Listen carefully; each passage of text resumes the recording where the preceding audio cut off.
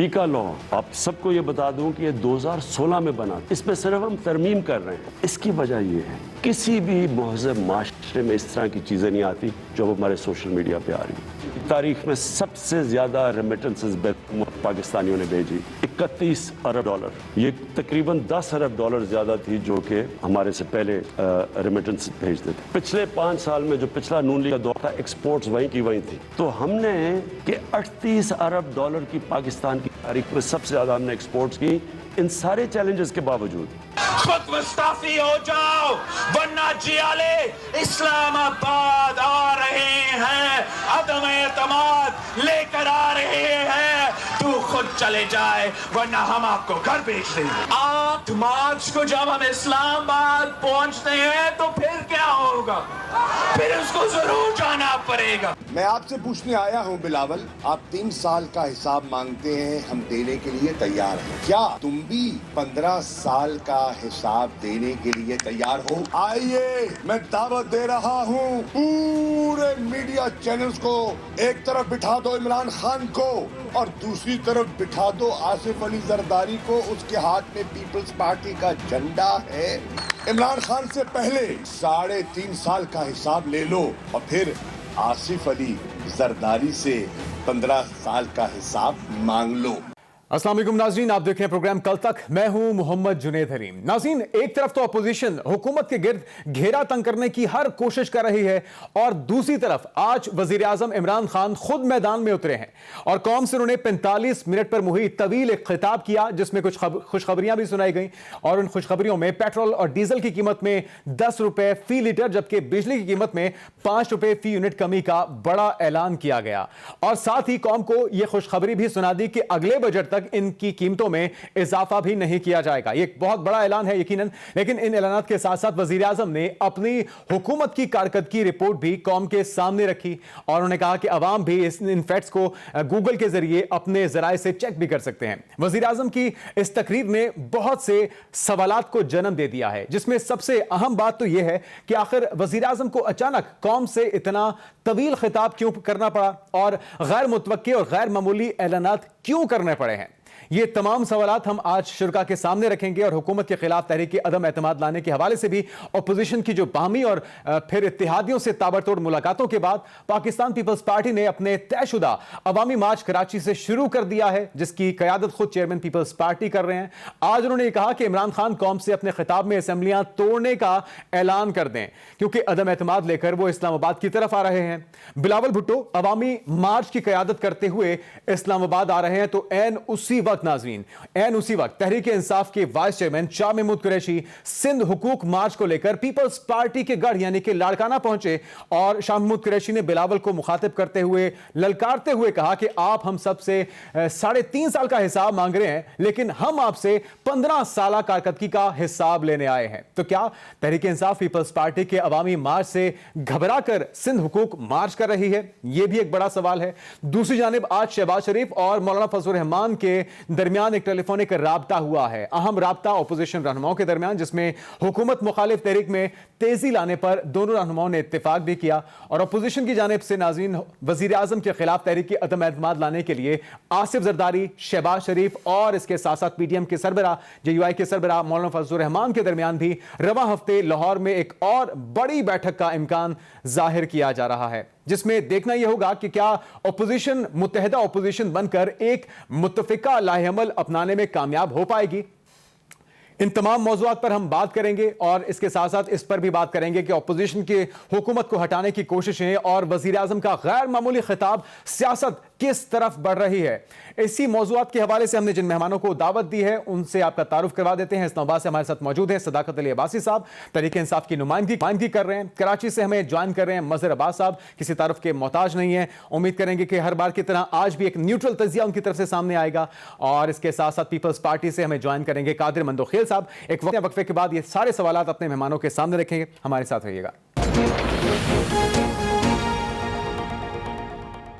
नाज़रीन welcome back. आगाज करूंगा मजहर साहब आपसे, और सवाल बुनियादी तौर पे ये है कि 3.5 साल से अवाम तो महंगाई, बेरोजगारी और तेल की प्राइसेस, बिजली की प्राइसेस, ये सारे मसाइल झेल रहे थे। अब आखिर ऐसा क्या हुआ गया कि वजीर आजम को 45 मिनट का तवील खिताब करना पड़ा, और उसमें ये गैर मामूली जो ऐलानात किए गए हैं, जो खुशखबरियां सुनाई गई हैं, आपके ख्याल में क्या इसे इलेक्शन स्पीच समझा जाए? क्या बाकायदा तौर पर इंतखाबी अमल का आगाज समझा जाए?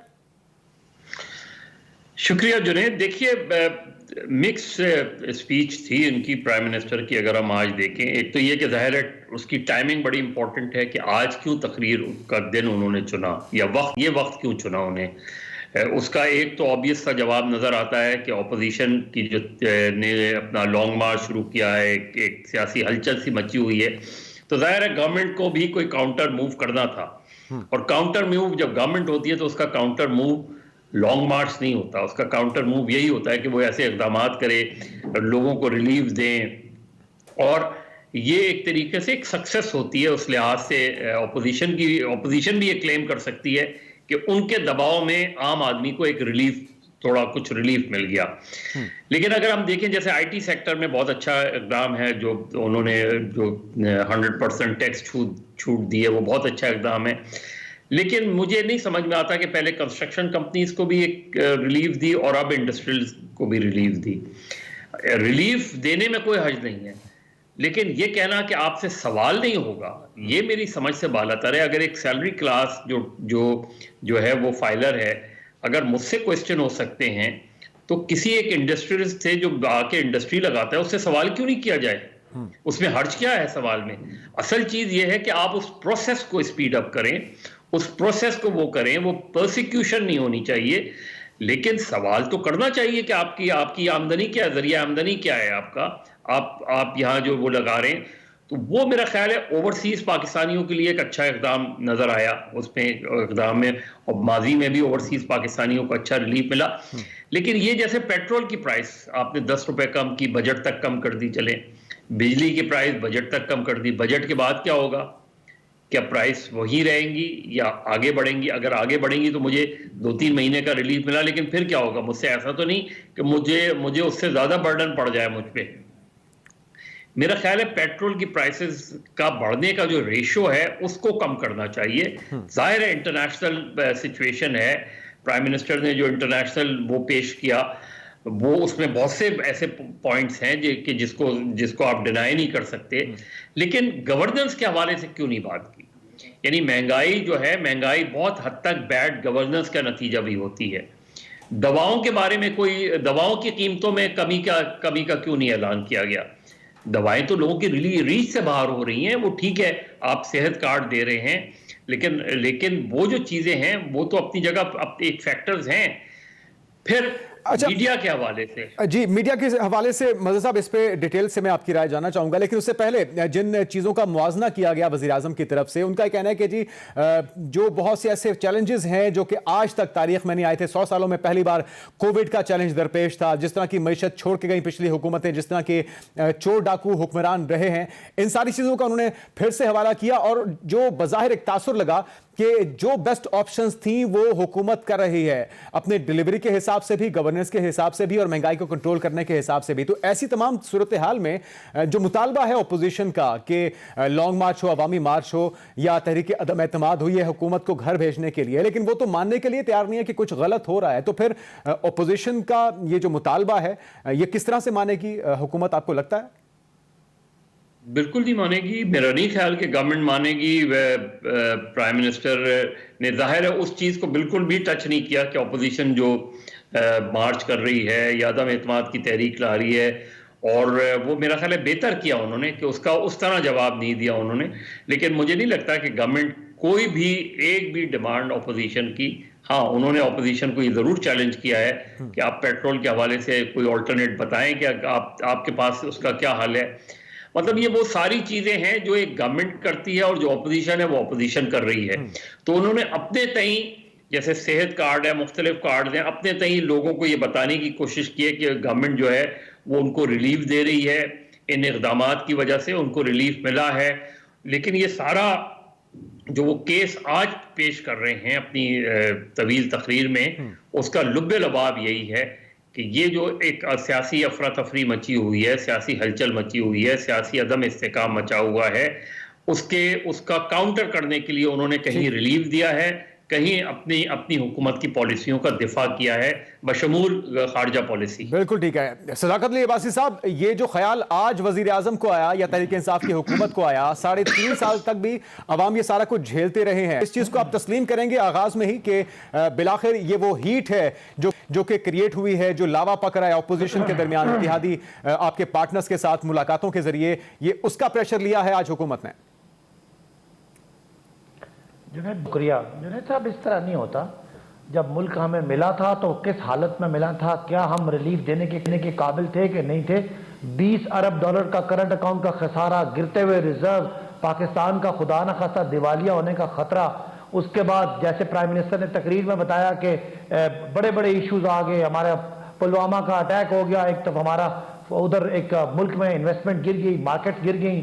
उसके बाद एक 100 साल में जो एक वबा आई कोरोना, जिससे पूरी दुनिया की मईशतें क्रश हो गई, दुनिया का सप्लाई चेन डिस्टर्ब हो गया।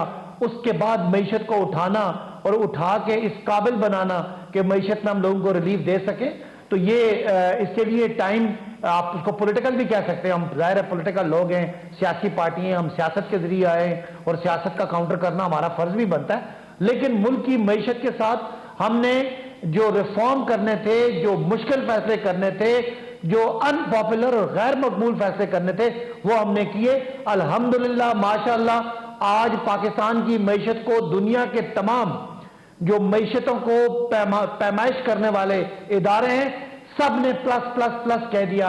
5.5% की ग्रोथ 10 साल के लिए मूडीज कहता है और ब्लूमबर्ग कहता है कि आपकी मईशत मुस्तहकम हो गई है। अब हम रिलीफ देने की तरफ जाएंगे और इंशाअल्लाह हर आने वाला जो महीना है उसमें पाकिस्तानी जो लोग हैं उनको इस मईशत का जो इस्तेकाम है उसका फल मिलेगा। ये जरूर बात है कि पिछले 2.5-3 साल बड़े मुश्किल थे।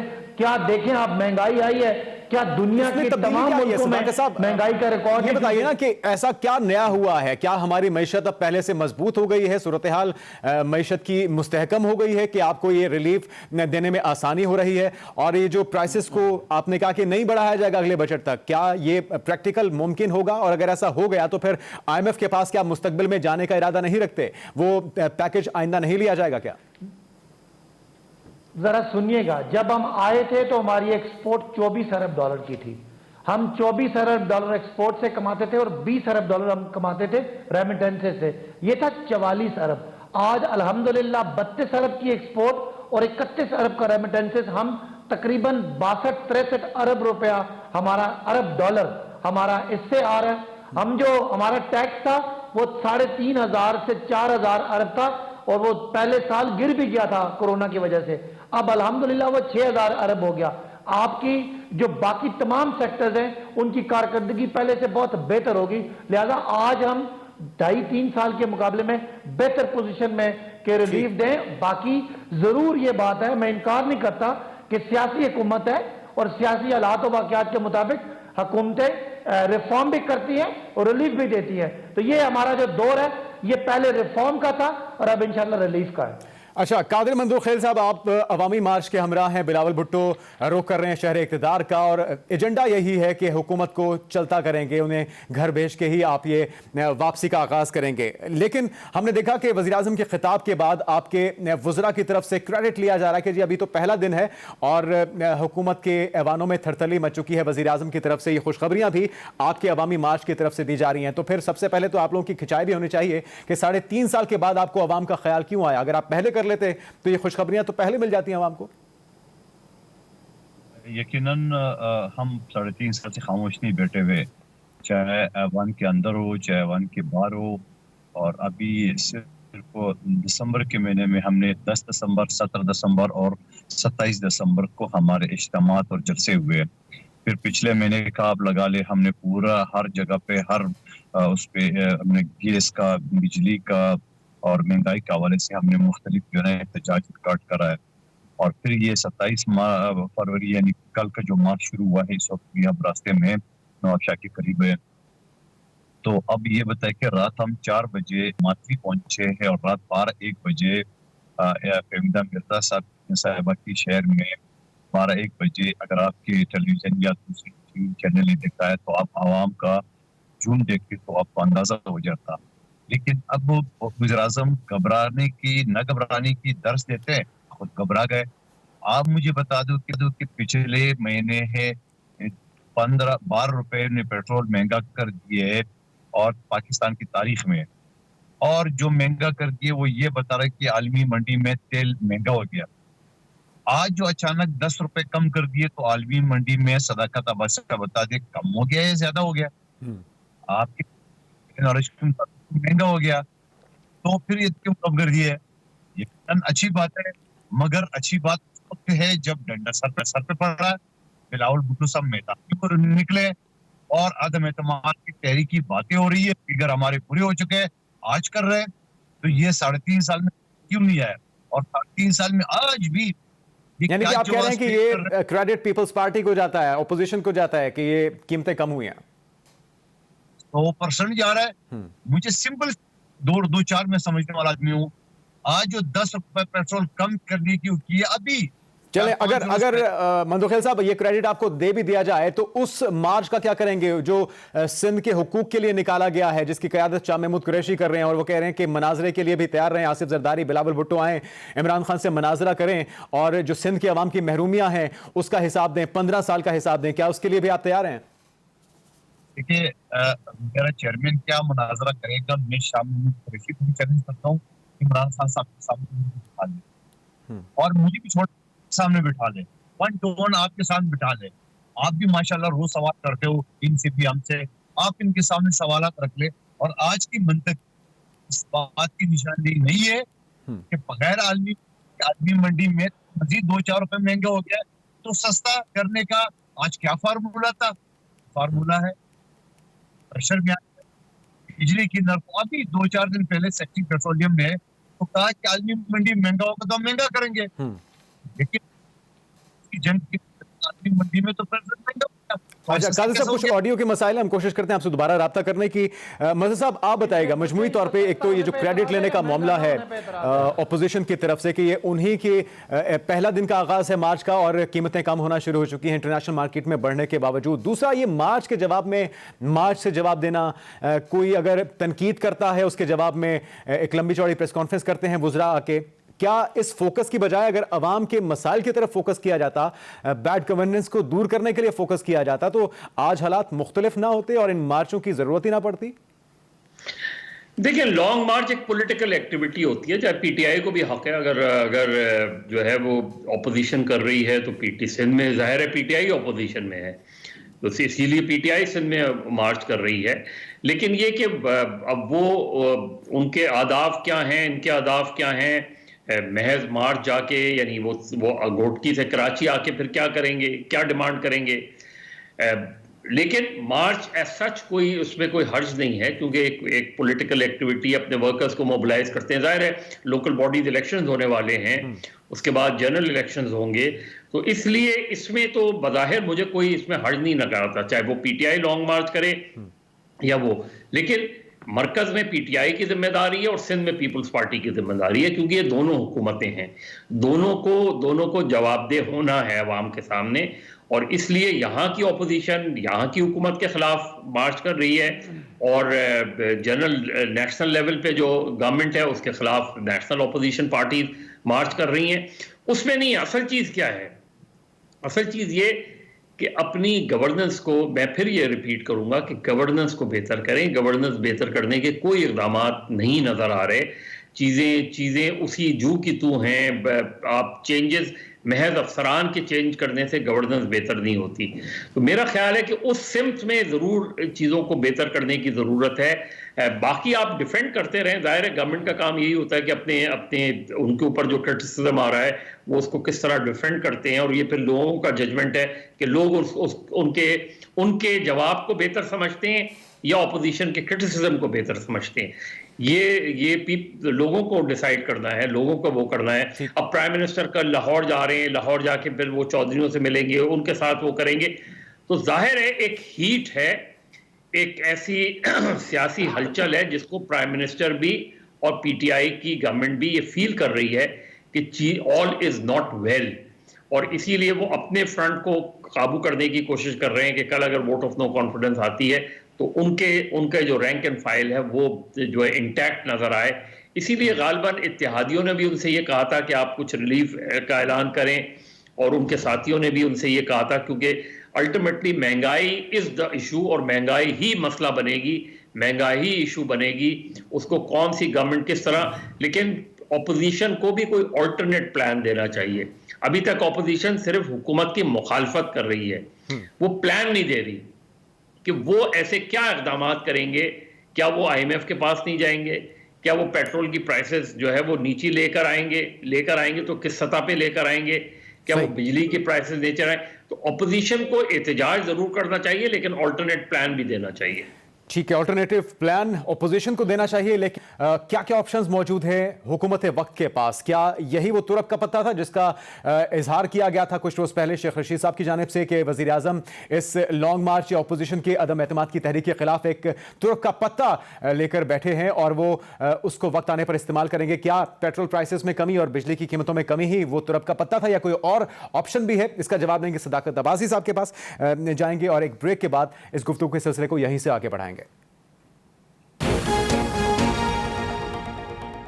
ब्रेक के बाद आपको कहेंगे खुशामदीद। सदाकत अब्बासी साहब, क्या यही वो आखिरी तुरप का पत्ता था जो वजीर आजम ने अपोजिशन के लॉन्ग मार्च, अवामी मार्च के खिलाफ खेल दी, या फिर कोई और भी आपके पास प्लान है इस इत्तेहाद को? जो आपके इत्तेहादियों के साथ भी मुलाकातें हो रही हैं, जो PDM के रहनुमाओं की हो रही हैं, अपोजिशन के आपस में सलाह मशवरे जारी हैं और तहरीक अदम एतमाद के जरिए वजीर आजम को चलता करने की बातें हो रही हैं, क्या क्या जराए हैं, क्या क्या ऑप्शन हैं आपके पास जिनको आप इस्तेमाल कर सकते हैं? अच्छा, पहले तो मैं ये इस बात का जवाब पेट्रोल की कीमतें हमने कम की हैं तो पीपल्स पार्टी को बड़ी तकलीफ हो रही है कि जी क्यों कम की हैं जी, और पहले क्यों बढ़ाई थी? भाई इसलिए पहले बढ़ाई थी कि पूरी दुनिया में बढ़ रही थी। अब कम इसलिए किए कि हमारे पास कुछ आ गया रिलीफ देने के, गवर्नमेंट के पास वसाइल बेहतर हैं। उस वक्त हम एक IMF के पैकेज में थे और IMF की ज़ाहिर शराइत में से एक शर्त थी कि आपका ये जो खसारा है। वासी साहब, ये बहुत अच्छा किया वजीर आजम ने, कीमतें कम करके यकीनन रिलीफ मिलेगा, लेकिन इसको क्या मुस्तकबिल में कंट्रोल भी कर पाएंगे? जो फ्लक्चुएशन है इंटरनेशनल मार्केट में कीमतों की, अब सुने ना, क्या उसके बदले में आवाम को रिलीफ दिया जाता है? ये अंदाजा था, देखिए ये अंदाजा था कि शायद ये कीमतें नीचे आएंगी, लेकिन दोबारा ये रशिया वाला और यूक्रेन वाला इशू आ गया, जिससे अब यानी ये कम उम्मीद की जा रही है कि फिल फोर कीमतें कम होंगी। लेकिन बहरहाल हुकूमत ने यह ऐलान कर दिया है कि बजट तक जो भी बोझ आएगा वो कहीं और से कट करके तो इसको देंगे, और ये खुशखबरी है कि आपकी बिजली तकरीबन 20 से 25% सस्ती हो जाएगी तमाम घरेलू सार्फिन के लिए जो गरीब है और तमाम कमर्शियल सार्फिन के लिए, ताकि जो कारोबारों पर मनफी असर पड़ा है वो हो जाए। और जो बाकी रिलीफ में आपको इंडस्ट्री को जो रिलीफ दिया है, जो IT को रिलीफ दिया है, और साथ साथ एहसास प्रोग्राम का भी जो 12,000 से 14,000 कर दिया, ताकि जो ये महंगाई का जो दबाव आया इंटरनेशनली, इससे लोगों को रिलीफ दिया जाए। पीपल्स पार्टी को मसला है तो वो लोग उनका जवाब देंगे। फिर हम सिंध में क्यों निकले? भाई पीपल्स पार्टी एक सूबे की हुकूमत है, उन्होंने डिलीवर करना था। पूरे पाकिस्तान में लोगों को हेल्थ कार्ड मिल गया, हर खानदान को 10-10 लाख रुपए मिल गया। सिर्फ सिंध वाले बेचारे गरीबों को ये सहूलत नहीं है, इसलिए कि वहां पीपल्स पार्टी की हुकूमत है। और वो पीपल्स पार्टी की हुकूमत किस कामों में लगी हुई है वो लोगों को बताना जरूरी है। आज पूरे सिंध में सबसे ज्यादा गुर्बत है, कुत्ते काटे की वैक्सीन नहीं मिलती, सांप काटे की वैक्सीन नहीं मिलती। जो जुल्फिकार अली भुट्टो का अपना आबाई इलाका है, वहां की जाके हालत देखें तो हम जरूर समझते हैं कि PTI हर जगह डिलीवर कर रही है, हम डिलीवर कर रहे हैं, लेकिन सिंध में डाकू राज है और वहां जाके वहां खड़े होके हमारा ये काम बनता है हम सिंध के लोगों को आपके ख्याल में अगर आपके विफाक के अंदर भी, पंजाब के अंदर, KP के अंदर और आपके कोalition के साथ गवर्नमेंट है बलूचिस्तान के अंदर भी, अगर हर जगह पे आप डिलीवर कर रहे हैं तो फिर ऑपोजिशन की मेल मुलाकातें, इसमें तेजियां, ये लॉन्ग मार्च, अवामी मार्च क्यों निकाले जा रहे हैं आपके ख्याल में? तो मैं जब ये बात मुकम्मल कर लूं कि सिंध के लोगों का भी हक है कि उनको भी तरक्की नसीब हो। 15 साल से वो एक डाकू राज में बैठे हुए, उनको आजाद कराना, उनको उस नेक्सस से आजाद कराना, ये हमारा हक है। और मैं ये बात बताना चाहता हूं कि बाकी जगहों पे हम डिलीवर कर रहे हैं और वहां पे हम लोगों को खड़ा कर रहे हैं ताकि इस निजाम के खिलाफ खड़े हो। पीपल्स पार्टी इलेक्शन के अंदर क्या हुआ फिर बासी साहब? जुलूस निकालेगी। ये जो आपके आप मजबूत हल्के थे वहां पे एम्बुलेंस में पुलिस की गाड़ियों में, तो इसका मतलब है कि सब अच्छा तो नहीं है, कुछ तो मसला चल रहा है, कुछ तो नाराजगी है अवाम की। नहीं, मैं उस पे आता हूं। ये कह रहे हैं कि हमसे डर गए। ये जो फायर ब्रिगेड में यानी कोई इस्तेमाल करके झंडे लगा रहे हैं जो आग नहीं बुझाती, ये पुलिस जो लोगों का तहफ़्फ़ुज़ नहीं करते सिंध के लोगों का। अब्बासी साहब जो आपके अपने इत्तेहादी हैं, चौधरी शुजात हुसैन साहब सीजन पॉलिटिशियन हैं, उनकी तरफ से जो मशवरे दिए जा रहे हैं कि अवाम की उमंगों का ख्याल रखना होगा, अवाम को रिलीफ देना होगा, उनकी हम ये मुतालबा कर रही है, तो ये सारे इत्तेहादी मुकम्मल कर लेने। मैं इस आखिरी में सिर्फ अपना जो मार्च है उसकी वजह बताना चाह रहा हूं कि पीपल्स पार्टी की जो हैसियत है, जहां उनकी अपनी हुकूमत है, वहां वो मार्च कर रहे हैं और सारे सरकारी वसाइल इस्तेमाल करके मार्च कर रहे हैं। हम तो सिंध के हकूक के लिए निकले में। अब आखिरी आपके सवाल का हिस्सा था कि ये जो ऑपोजिशन का जो एक इन्होंने, ठीक है, ऑपोजिशन के साथ इत्तेहादियों को भी मिलाइएगा, एक नहीं सुने, एक माहौल इन्होंने बनाया है और हम नहीं चाहते कि इस माहौल की वजह से मुल्क में जो तरक्की हो रही है, मुल्क में एक ऑप्टिमिज्म आ गया है, मुल्क में इन्वेस्टमेंट आ रही है, इन्वेस्टर का कॉन्फिडेंस इसलिए शैटर कर रहे हैं कि इनकी तीसरी नस्ल बैठी हुई है इस मुल्क को लूटने के लिए और इनको पता चल चुका है कि पीटीआई जो है वो ट्रेन इनकी छुट रही है, इसलिए ये आगे पीछे निकल रहे हैं और पॉलिटिकली अपने लोगों को मिलना मिलाना, सियासत भी करना हमारा फर्ज, हमारा एक अपना हक है। लिहाजा हम इनको कारकर्दगी के मैदान में इनको हमने मार दी, इनकी चोरी चिकारी हमने एक्सपोज की, हमने गवर्नेंस करके दिखाई, हमने पंजाब, केपी में और दीगर सूबों में हर आदमी के घर 10 लाख रुपए का हेल्थ कार्ड पहुंचा के दिखाया। गरीबों को सबसे ज्यादा एहसास प्रोग्राम हमने सिंध में दिया। अब हम इसका जवाब लेते हैं कर रहे और ये अदम एतमाद को हटाने के लिए इनको एक दफा और इंशाल्लाह इनका दलन तख्ता करके अगले 5 साल के लिए इंशाल्लाह अपने रास्ते में जो छोटी छोटी कांटे इनको भी हटा देंगे इंशाल्लाह। मंदुखेल साहब, आपने सेहत कार्ड नहीं दिया, आपने हुकूक नहीं दिए सिंध के अवाम को, आपने बैड गवर्नेंस दिखाई है, कुत्तों के काटने की वैक्सीन नहीं मिलती सिंध के अंदर, तो इन मसाइल की वजह से हुकूक सिंध मार्च किया जा रहा है, लेकिन आप जो मार्च कर रहे हैं उसको मानने के लिए तैयार नहीं है अब्बासी साहब। आप तो बिला वजह एक मार्च कर रहे हैं और अपनी चोरियां, अपने डाकों को छुपाने के लिए कर रहे हैं, क्या कहेंगे इस पे? सरकारी वसाइल का इस्तेमाल भी कर रहे हैं मार्च में। जी,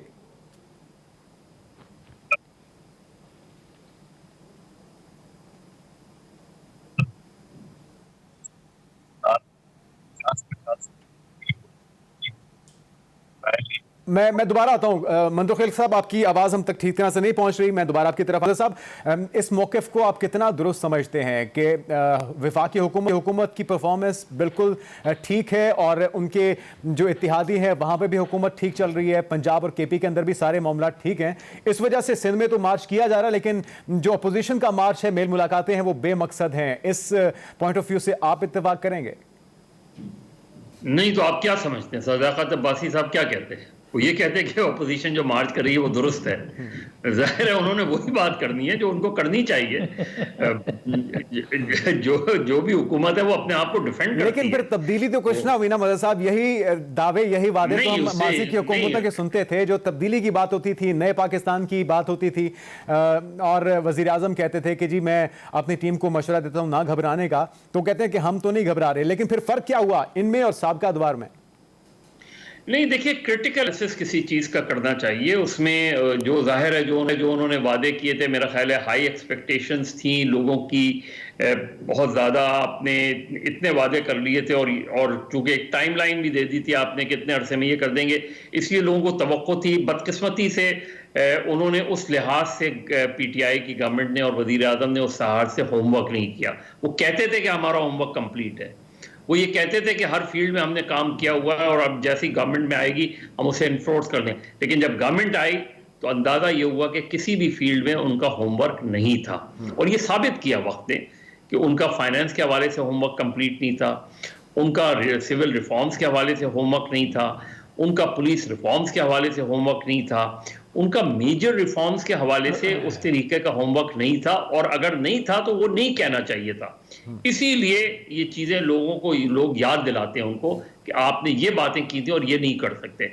आज 3.5 साल हो गए हैं, आपने स्कीम्स लाए, कुछ स्कीम्स, और ये बात अपनी जगह बिल्कुल 100% दुरुस्त है कि कोविड का मुकाबला बहुत बेहतर अंदाज में गवर्नमेंट ने किया, इसमें कोई शक नहीं है।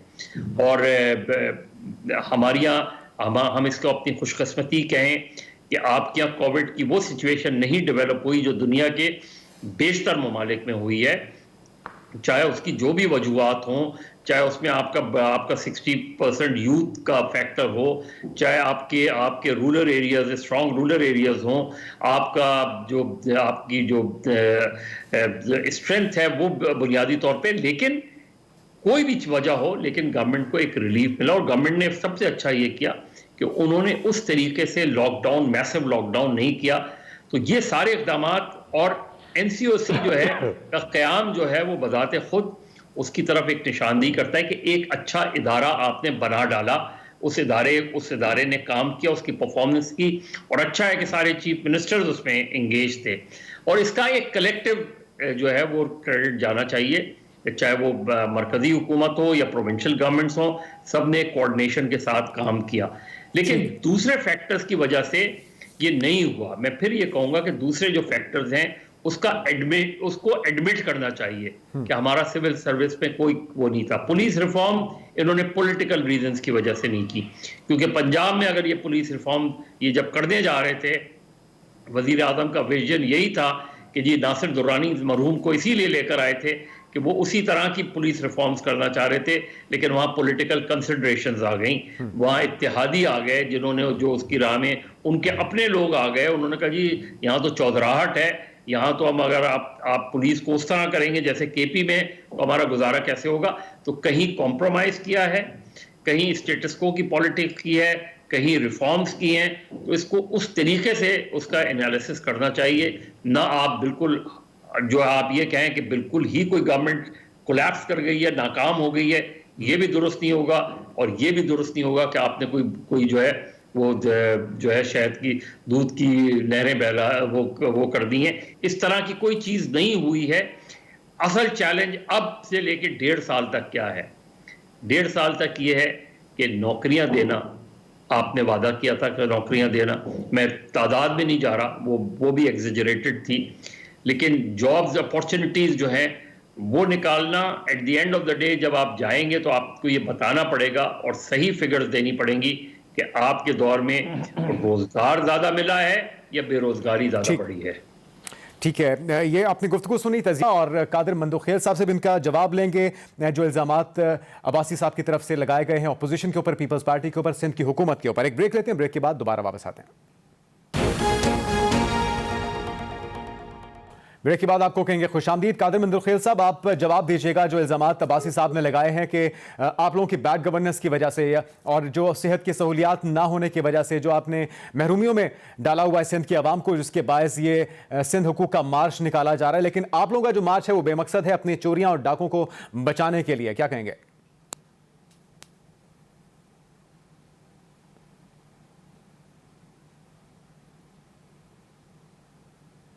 जी, हम कोशिश करते हैं कि क्योंकि रास्ते में है, अवामी मार्च का हिस्सा है कादिर मंदोखेल साहब भी, और इस वजह से तकनीकी मसाइल की वजह से उनसे सही तरह से बात नहीं हो रही, दोबारा से उनसे भी रब्ता करेंगे। सदाकत अब्बासी साहब, ये जो अपोजिशन का एक मेल मुलाकातों का सिलसिला है जिसके अंदर हमने देखा है कि आपके इत्तेहादियों ने भी काफ़ी ज़्यादा दिलचस्पी का इजहार किया है, आपको लगता है कि इसका कोई ऐसा नतीजा निकल सकता है जो कि हुकूमत वक्त के लिए घबराने का जरिया बन सके, या पूरी तरह से आप महफूज हैं, आपको हिलाने की पोजीशन में नहीं है, जिस तरह से चेयरमैन सेनेट का मामला हो, स्टेट बैंक के बिल का मामला हो, दीगर बिल्स हैं, उसको साबित करने के लिए उसके अंदर भी अपोजिशन अपनी अक्सरियत नहीं दिखा सकी थी? इस बार भी कुछ ऐसा होगा या कुछ नया होने जा रहा है?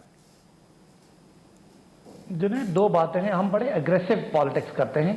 आज अगर हमारा, आपके अभी मैं थोड़ी देर पहले आपके एक्सप्रेस न्यूज पे देख रहा था, हमारा लाड़काना का जलसा अगर आज आप उसके विजुअल देखें तो आपको अंदाजा हो जाएगा कि पाकिस्तान में वाहिद एक ऐसी पार्टी है जो हर जुबान बोलने वाले, हर पहचान रखने वाले, हर इलाकाई कोई अपने रिलेशनशिप रखने वालों की पार्टी अगर है तो वो पीटीआई है। पीटीआई मुल्क के हर जगह पे है और हम अग्रेसिव पॉलिटिक्स करते हैं और हमारी पॉलिटिक्स रिफॉर्म वाली पॉलिटिक्स है। लिहाजा ये आप छोड़ देंगे, ये यहाँ क्या करेंगे, हम जैसे कह रहे हैं ना घर में घुस के मारने वाले हैं। तो अब हमारा टारगेट है कि बाकी पाकिस्तान की हमें जरा फिक्र नहीं है, हमें सिंध की फिक्र है और इंशाल्लाह सिंध को हकूक दिला के रहेंगे। मैं जो बात इससे पहले गवर्नेंस की कर रहे थे, एक परसेप्शन दिया जा रहा है मदर साहब कि ये हुकूमत की गवर्नेंस नहीं है। देखिए 20 अरब डॉलर के खसारे को 3 अरब डॉलर तक लेके आना, ये बहुत बड़ा कमाल है। चेक कर लें कि मईशत में इतना बड़ा खसारा रिवर्स इतने शॉर्ट पीरियड में हो सकता था। ये रिफॉर्म था, उस रिफॉर्म के दौरान जाहिर रिलीफ नहीं मिला, महंगाई आ गई और महंगाई को उसके बाद कोविड आ गया। तो आज कोविड को हमने गरीब, दुनिया का गरीब तरीन मुल्कों में से हमारा शुमार होता है पर कैपिटा इनकम के हिसाब से, हमने 20 करोड़ लोगों को वैक्सीन लगा दी है। हमने कोरोना में फोर फ्रंट पे खेले हैं, एग्रेसिव हमने स्टैंड लिया। ठीक है, हम इसको बंद नहीं कर सकते। हमने अगर बंद भी किया तो एक खास तरीके से हमने आपका एग्रीकल्चर खोल दिया, हमने आपका तामीराती सेक्टर खोल दिया और एक दिलेरी से किए और दुनिया को करके दिखाया।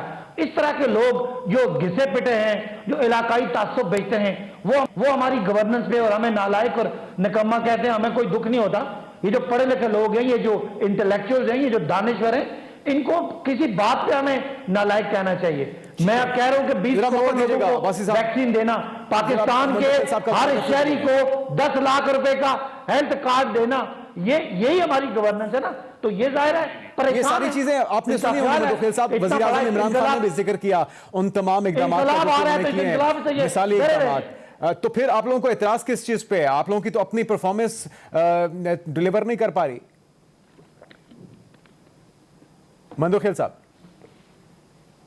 जी देखिए, रैली के साथ तो नेट का इशू आ रहा है, जी थोड़ा सा प्रॉब्लम है। देखिए, तो सदाकत अब्बासी साहब ने जो बातें की है, ये वो शख्स कह रहे हैं जहां मरी में नहते लोग जो ना वो इनकी नाहली और इनकी जो ना जो बेड गवर्नेंस की वजह से जो ना वो लुकमा अजल बन गए और दम तोड़ गए बच्चों समेत। और इनके सुसर जो उस होटल एसोसिएशन के ओहदेदार है 50-50 हजार रुपए गरीबों से और उन मजबूर लोगों से किराया लेके और न देने। ये बिल्कुल झूठ है, ये फेक न्यूज है, ये बहुत बड़ा इल्जाम लगा रहे हैं। गलत है, झूठ है, बिल्कुल गलत है। ये सच है तो यकीनन ये जाती बात कर रहे हो, गलत बात कर रहे हो, ये झूठ है, ये फेक न्यूज है। मैं आपको कोर्ट में ले जाऊंगा अगर ऐसी आपने बात की कि मेरे सुसर किसी तंजीम में। अभी तो नया कानून भी पास हो गया है मंदोखेल साहब, देख लीजिए, साबित करना पड़ जाएगा आपको। बिल्कुल मंदोखेल, मैं आपको कोर्ट में ले जाऊंगा अगर ऐसी बात की तो। कोई बात करें हुकूमत की करें, मेरे पे बात करने दें, अब्बासी साहब बात करने दें। नहीं, ये गलत बात है। अगर कोई बात करेगा, मेरी जात की बात करेगा, मैं जवाब दूंगा। चलें आगे बढ़ने दें जी। आप गवर्नेंस की बात करें। इन्हीं के रिश्तेदारों का एसोसिएशन है जहां लोगों से, मजबूर लोगों से पैसे लेके न देने वालों को रोड पे और इस तबाही और बर्फबारी के सारे छोड़ दिए, वो आपके सामने है। और इनकी मैनेजमेंट कब पहुंची 24 घंटे बाद, वो भी आपके सामने। अब ये बात करें हेल्थ कार्ड की, ये हेल्थ कार्ड प्राइवेट अस्पतालों को प्रमोट करने का और करप्शन का एक नया धंधा है। वरना सिंध में दुनिया की जदीद तरीन हॉस्पिटल NICVD में आपको सदाकत अब्बासी साहब को सबको दावत देता हूँ, आके देख ले। 9 जिलों में आगा खान अस्पताल लेवल के हॉस्पिटल बने हुए, 15 मंजिला building Benazir trauma centre Karachi में अस्पताल है जो पाकिस्तान का जदीद तरीन हॉस्पिटल है।